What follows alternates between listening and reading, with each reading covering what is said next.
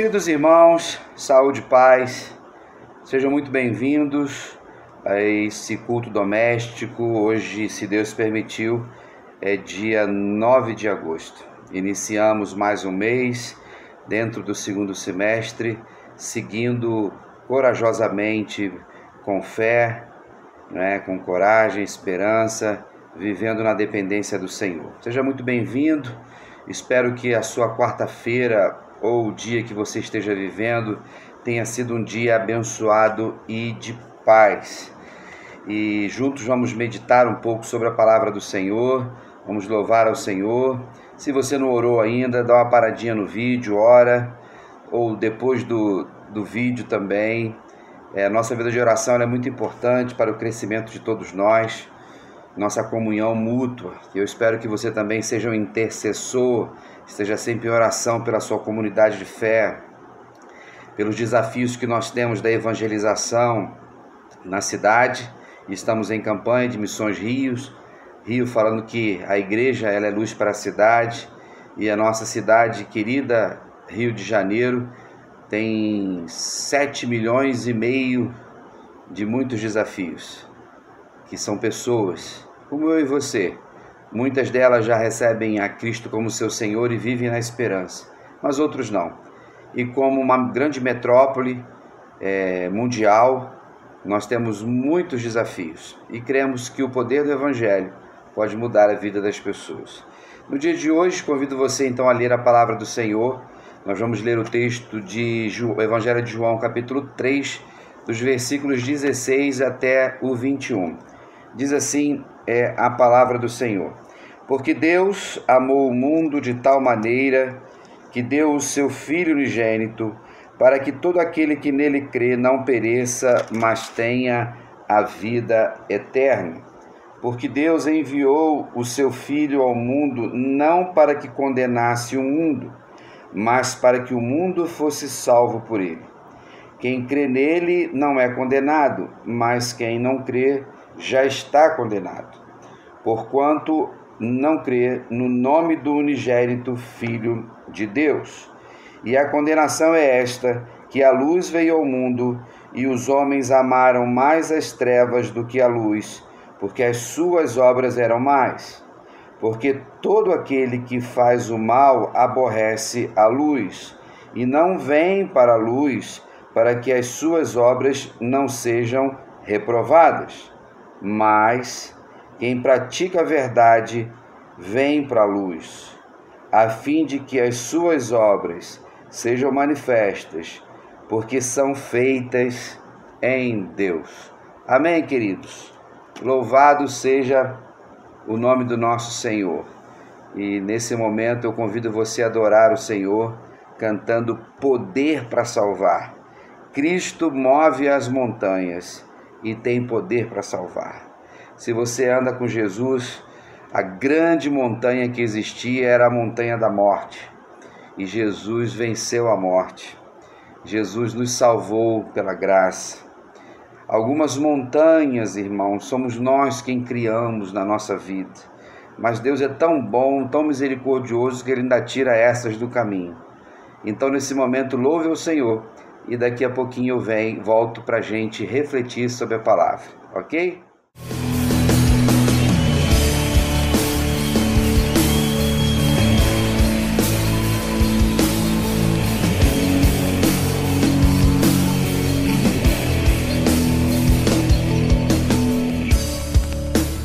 Todos necessitam de um amor perfeito,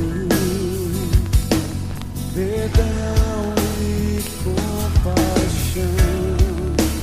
Todos necessitam de graça e esperança, de um Deus que salva.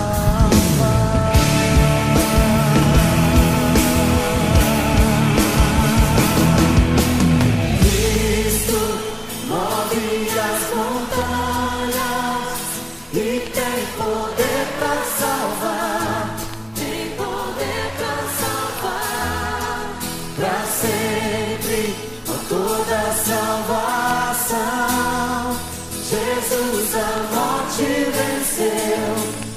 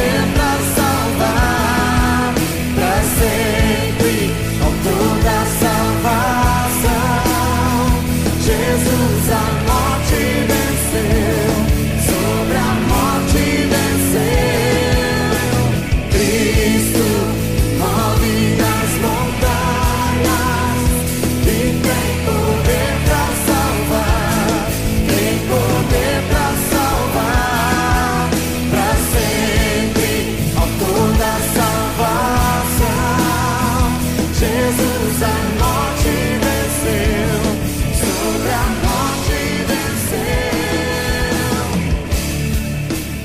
E aí, irmãos? Cristo move as montanhas e tem poder para salvar. Amém. Só Ele tem poder para salvar. A salvação não está em nossas mãos. A salvação não existe mérito humano.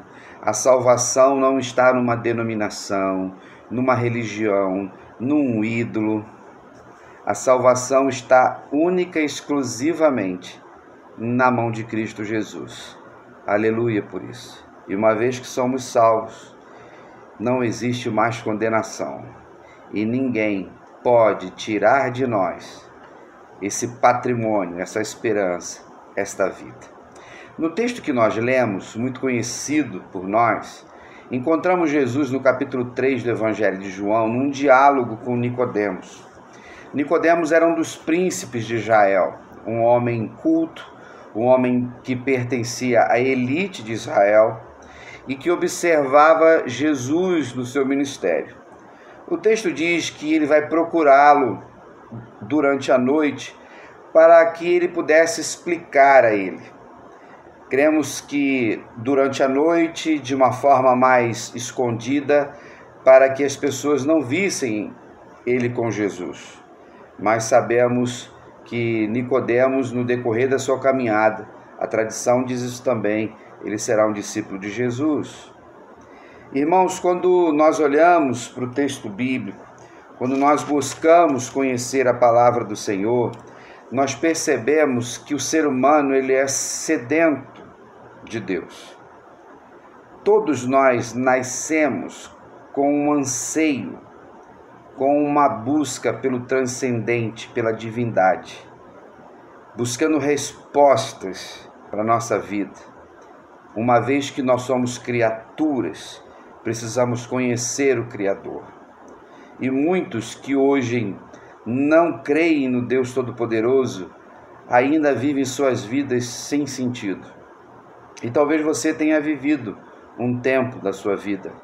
E se de repente você que nos ouve agora ainda não tem a Jesus como Senhor e Salvador, e não acredita em Deus como único Criador, que Ele possa revelar isso para você hoje, para você entender. Nicodemos, então, quando busca Jesus, vai dizer assim, as obras que você faz só podem ser feitas por alguém que vem de Deus. Por mais que o poder das trevas se manifestasse, e se manifesta até hoje, nenhuma obra foi feita por Satanás que chegasse aos pés do que Jesus fez. Não porque eles estivessem na mesma paridade, no mesmo nível de poder, de forma nenhuma. Satanás, Lúcifer, o diabo, ele é uma criatura feita por Deus. E como sempre falo para você, ele é a nossa representatividade. É o nosso desejo, é o nosso pecado, os nossos quereres, a nossa maldade. Ele então potencializa, ele seduz, ele engana, e encontramos isso lá no Jardim do Éden. Quando nós entendemos então que Jesus fez as obras de salvação, revelando tão grande poder, era para mostrar para os seus ouvintes que viviam lá no primeiro século que ele tinha o poder de vida.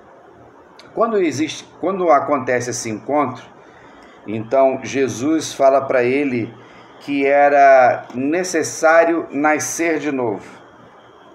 Então, nascer de novo significa nascer de novo, reviver, ser regenerado. Nicodemos, ele não entende num primeiro momento. Por quê? Ele era um doutor da lei, o homem culto. Só que a mente do judeu, ela é literal, a literalidade da linguagem. Então, quando Jesus fala que era necessário nascer de novo, ele fica assim pensativo e responde, vou ter que voltar ao ventre de minha mãe? É interessante que ele estava sedento de conhecimento e ele fez uma reflexão primária. Só que o que Jesus estava dizendo não era de nascer na carne novamente. Ele vai dizer lá na frente, o que é nascido da carne é carne. O que significa isso? Eu e você, nossa carne, nossa existência. O que é nascido do Espírito é Espírito. O que Jesus está dizendo? Que ser nascido da carne é uma coisa, ser nascido do Espírito é outra. Então nós nascemos em Cristo Jesus. O apóstolo Paulo então vai usar muito o termo da regeneração. E várias vezes eu cito isso para vocês. Então ele fala da água e do Espírito. A água simboliza o batismo, né? Significa a morte, não é verdade? Morremos quando descemos as águas e ressurgimos, como voltamos acima das águas. E do Espírito, porque é de Deus. Então esse diálogo maravilhoso entre os dois tem uma profundidade teológica muito grande. E é necessário, irmão, se ele vai dizer isso, e você precisa entender que Jesus está falando do reino. Ninguém vai entrar no reino se não nascer de novo. Jesus não está falando de membro de igreja, de religião, de denominação. A gente sabe que a igreja de Cristo, e eu enfatizo isso, ela faz parte do reino. Ela é o corpo de Cristo, que continua apontando o caminho, que é Ele, apontando o reino. Só que só vão fazer parte deste reino os que nascerem de novo. Infelizmente, em nossas comunidades de fé, existe um monte de pessoas que não nasceram de novo. Eles são religiosos, eles são membros de igreja, alguns nasceram. Coisa boa viver num ambiente de igreja, de fé, de paz, de companheirismo, de fraternidade, como em outros lugares. Se você pensar em várias religiões, em vários grupos étnicos também, não é verdade? Só que com o passar do tempo, é que a gente vai vendo que tem tantas pessoas que elas falam de Deus, elas falam de Jesus, elas estão na igreja, elas cantam, tudo, mas elas não nasceram de novo. E se não nasceu de novo, não pertence ao reino. Quando esse diálogo continua e Jesus vai trabalhando isso com ele, ele fala no versículo 8, o vento assopra onde quer e ouves a sua voz, mas não sabes de onde vem, nem para onde vai, assim é todo aquele que é nascido do Espírito. Jesus aqui vai usar o vento, o pneuma, sopro, para dizer da liberdade que ele tem, porque ninguém segura o vento, da liberdade que nós temos quando nascemos de novo, a liberdade que vem de Cristo Jesus. Nicodemos respondeu e disse: como, pois, ser isso? Jesus respondeu e disse: tu és o mestre e não entende, né? Se eu falo dessas coisas, testifico, não aceitais o nosso testemunho.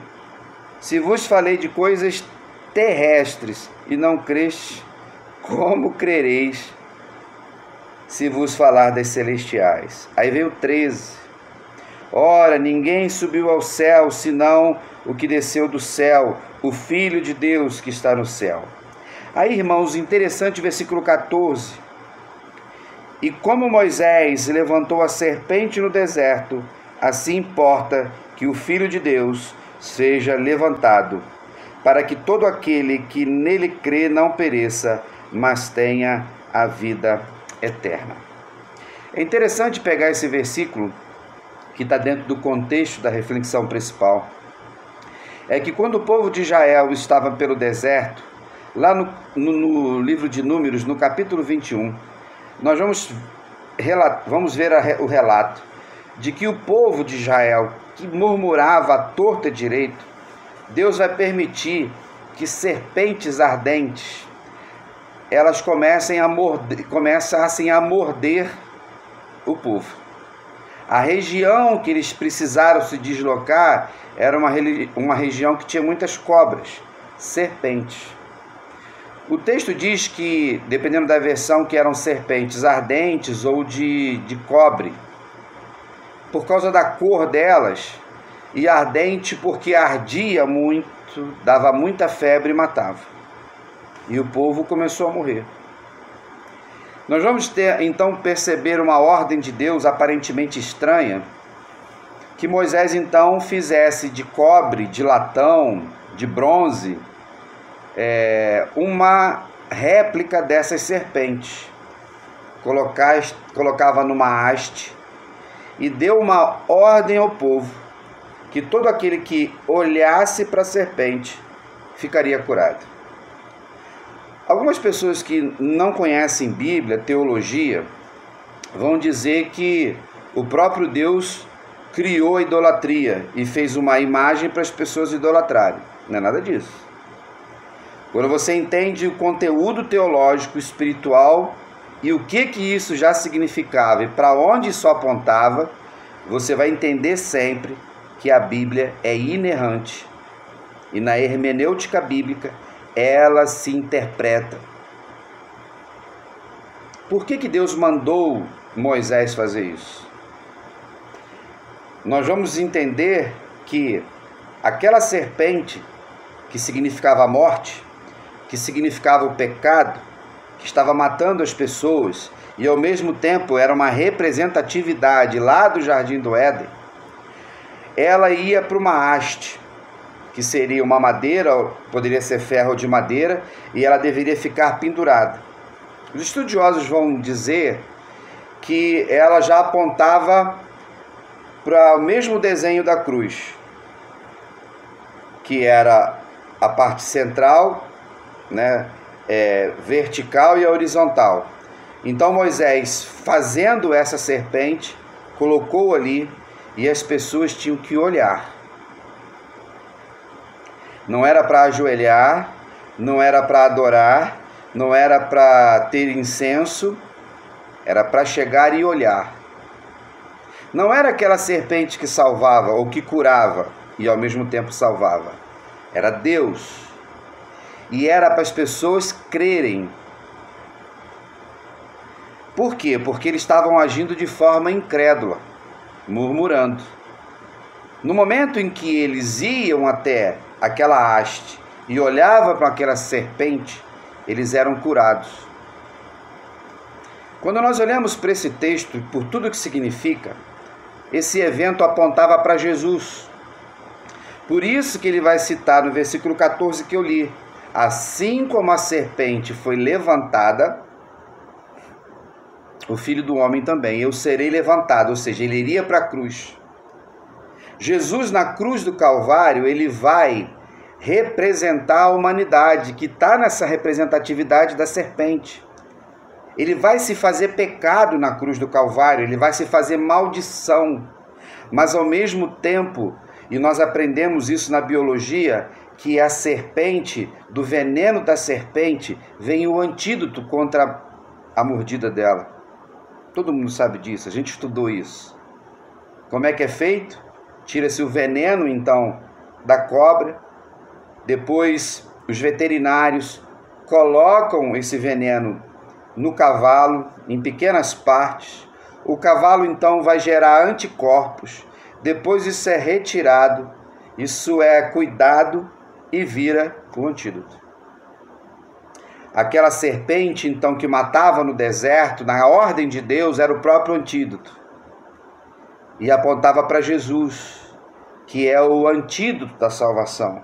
E todos aqueles que olham para Jesus, todos aqueles que olham para a cruz do Calvário, elas são curadas, elas são salvas. Entendeu? Compreendeu como é que tudo na palavra do Senhor é amarradinho? Nada é aleatório, nada é solto. Então, quando Jesus cita aqui, assim como Moisés levantou a serpente, importa que o Filho do Homem, que era um título teológico para Jesus, seja levantado. Para quê? Para que todo aquele que crer, ou aquele que olha para a serpente ou para a cruz, não pereça, mas tenha vida eterna. Aí ele vem no 16, que nós sabemos de cor, né? Porque Deus amou o mundo de tal maneira que deu o seu Filho unigênito, para que todo aquele que nele crer não pereça, mas tenha vida eterna. Jesus, ele amplia. Ele já não falou, Jesus, ele cita a serpente. Não era uma cura física, de uma mordida. Ele já está falando de vida eterna. Quando ele diz aqui, porque Deus amou o mundo, esse amor é o ágape. Não existe na literatura, fora da palavra do Senhor, essa expressão ágape ou agapau. Existe filéu, fraternidade, e eros, erótico. O amor de Deus pelo mundo é sacrificial, é incondicional. E eu e você temos condições de amar de forma incondicional, sacrificial alguém, por causa desse amor em nós. Por causa do Espírito Santo que ama, que está em nós e nos ama. Porque amar como Deus amou, como Cristo amou, é amar de acordo com a necessidade daquele que precisa ser amado. E não merece esse amor. Lembre-se disso. É igual o perdão. Aquela pessoa não merece o perdão. Nós não merecemos o perdão. Mas Deus, em Cristo Jesus, pela graça, nos deu perdão. Como cantamos, maravilhosa graça, maior do que a minha iniquidade. Então, esse versículo usado por todos nós na evangelização é de tal maneira que deu seu Filho único para que todo aquele que crê não pereça. Crer, irmãos, não é simplesmente uma crença qualquer. Eu acredito que o meu time vai ganhar o jogo, vai ganhar o Campeonato Brasileiro. Eu acredito que meu time vai ganhar, minha seleção vai ganhar, né, a Copa do Mundo. Quanta gente aí falava assim, não, com certeza a seleção feminina vai trazer essa Copa pra gente. Não ganhou nada, não passou nem da primeira fase. A gente está falando de uma fé que é profunda e revelada. Não é uma fé natural. Quando nós seguimos o entendimento da palavra do Senhor, e nesse diálogo que ele diz, não pereça, mas tenha a vida eterna. E mais uma vez disse, porque Deus enviou o seu Filho ao mundo, não para que condenasse o mundo, mas para que o mundo fosse salvo por ele. Jesus, então, o Verbo encarnado, o Criador, se tornou criatura. Que coisa louca. Os judeus não aceitam isso em hipótese nenhuma. Mas ele é Deus. Se ele é Deus, nada o impede. Quando nós olhamos esse Cristo, quando nós olhamos para Jesus, e nós vemos que ele veio para salvar, em todo o tempo do ministério de Jesus, ele prega, ele ensina e cura. Esse é o tripé que Jesus pratica. E que a igreja precisa também a cada dia investir nisso.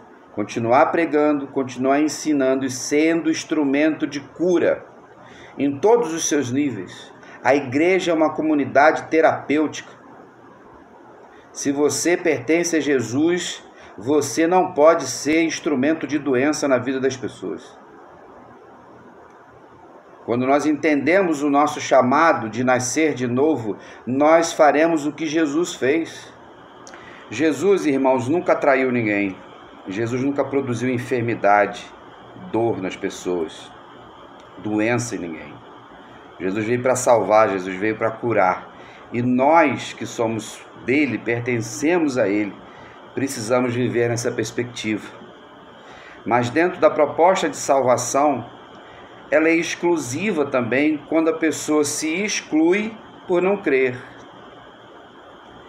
Ela é inclusiva e exclusiva, como tudo. Então, nesse discurso ideológico que encontramos por aí, em que as pessoas ficam com esse papo de preconceito e tudo mais, isso tudo é um engodo que nós encontramos dentro de filosofias vãs, dentro de olhares completamente fora da vontade de Deus. Agora, como crentes em Cristo Jesus, a partir da tese de Jesus, do ensino de Jesus, que é necessário nascer de novo, nós vamos entender esse chamado para a salvação.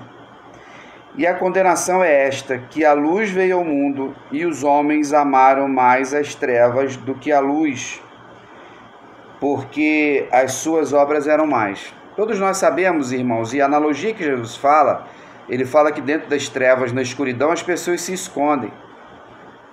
Eu costumo brincar, né? Já comprei, já vendi carro muitas vezes, que você não vê carro de noite. Porque se você for lá ver um carro de noite para comprar, você não vai enxergar as imperfeições do veículo. E se alguém te oferecer um carro para você ver à noite, ou uma foto noturna, você sabe que tem um golpe por ali. Porque a luz, a claridade, ela denuncia as imperfeições. E Jesus veio trazer luz. No momento que a luz chega, ela dissipa as trevas. Mas como as obras dos homens elas são mais feitas na desobediência, no momento em que chega a verdade, que é Cristo, ou qualquer outra verdade, ela denuncia mentira. Então, se você trabalha num lugar, se você vive num lugar, se você está num ambiente em que as pessoas mentem e você fala a verdade, você denuncia, porque a verdade sempre traz luz. Sempre existe luz na verdade e vice-versa. Aí o 20 diz assim, porque todo aquele que faz o mal aborrece a luz. Aquele que está em trevas. Jesus vai fazendo um jogo de palavras. O que é aborrecer? É ir contra, estando fora do padrão. Então ele vai aborrecer a luz e não vem para a luz para que as suas obras não sejam reprovadas. Qualquer coisa que eu e você fizermos no pecado, qualquer coisa que eu e você fizermos nas escuras, ao escondido, será reprovado. E eu espero que cada um de nós que vive em Cristo Jesus não tenhamos na nossa caminhada de fé qualquer tipo de obra reprovável. Nós precisamos ser as mesmas pessoas em todos os lugares. Nós não temos personagem. Nós precisamos ser dentro de nossa casa, como agora talvez você esteja participando dentro do seu lar, como eu também. Ou se você está no seu trabalho e num horário que você possa ver esse vídeo, dentro do seu trabalho você é a mesma pessoa. A gente tem responsabilidades e competências diferentes, mas nós somos a mesma pessoa.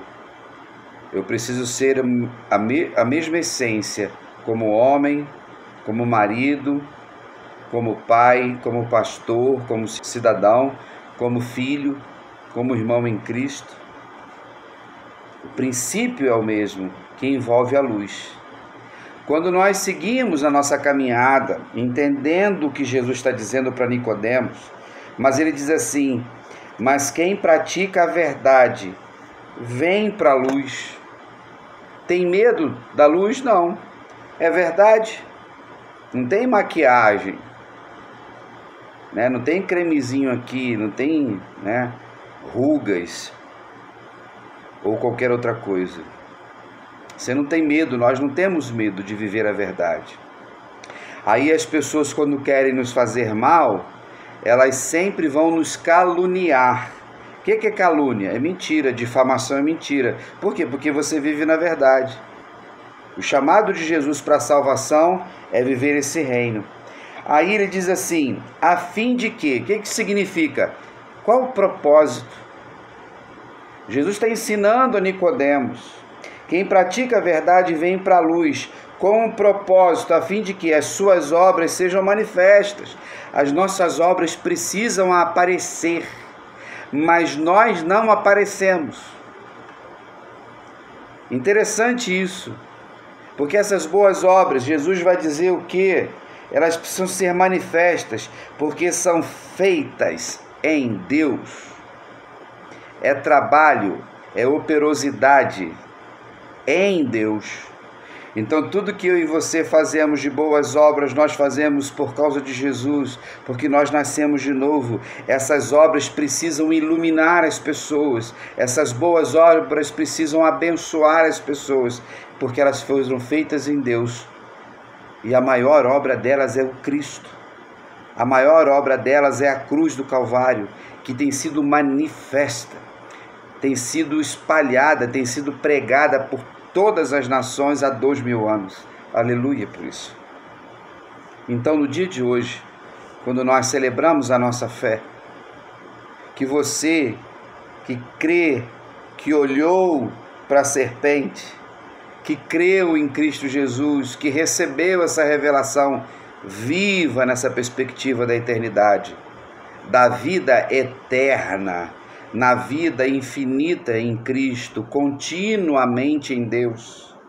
Aí, irmãos, a nossa perspectiva muda, o nosso olhar muda, o discurso religioso vai embora, a nossa mesquinhez, a nossa mente quadrada. E Deus vai nos alimentando, Deus vai nos dando obras para fazer, Deus vai nos fortalecendo em Cristo Jesus. Amém? Louvado seja o nome do Senhor, que nos fez nascer de novo, na água do Espírito, para que nós continuemos a pregar o Evangelho, que só Jesus Cristo salva. Tá bom? Juntos continuaremos fazendo isso. Queridos, no próximo domingo é Dia dos Pais, teremos nossa escola bíblica dominical normalmente às 9 horas, eu darei aula nesse domingo, não é? Às 10h15, nós mudamos um pouquinho o horário do culto, irmãos, para dar tempo na EBD, ter tempo suficiente, ensaio também da nossa equipe, e estaremos juntos celebrando a nossa fé e também um culto de gratidão, um culto de ação de graças pelo Dia dos Pais. Então, esteja presente conosco e depois vamos para celebrar junto com as nossas famílias. Você agora vai ouvir a música de missões, muito bonita, que fala da nossa missão de levar, né, esperança às pessoas também, e juntos vamos caminhando um dia de cada vez, segundo a palavra do Senhor. Um grande abraço, fique na paz e até lá.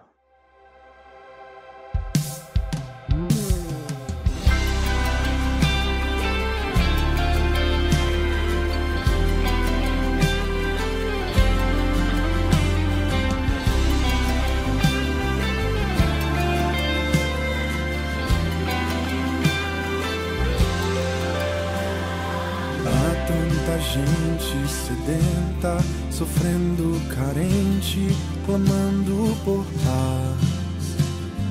Quem levará a semente do amor que transforma, renova e refaz?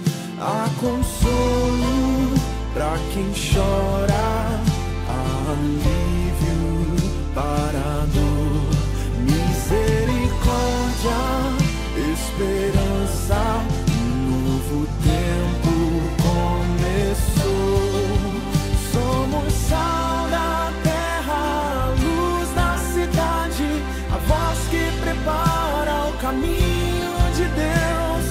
Como ouvirão, como crerão, eis-me aqui, minha missão vou cumprir. Somos chamados para levar o amor de Deus, sua luz brilhar através de nós, e todos saberão que tu és Senhor. Eis-me aqui, usa-me.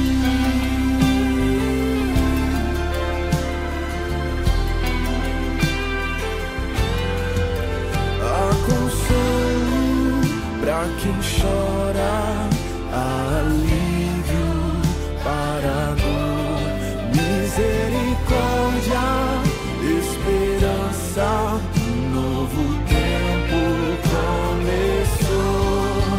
Somos sal da terra, a luz da cidade, a voz que prepara o caminho de Deus. Como ouvirão, como crerão, eis-me aqui, minha missão vou cumprir.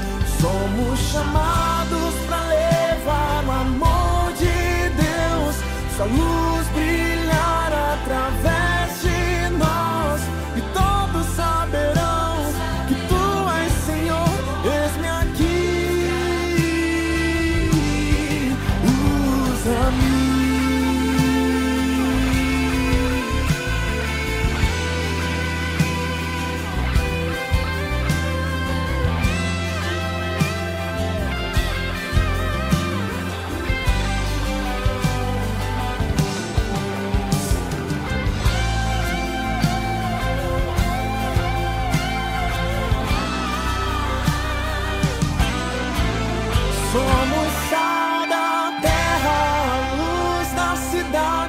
a voz que prepara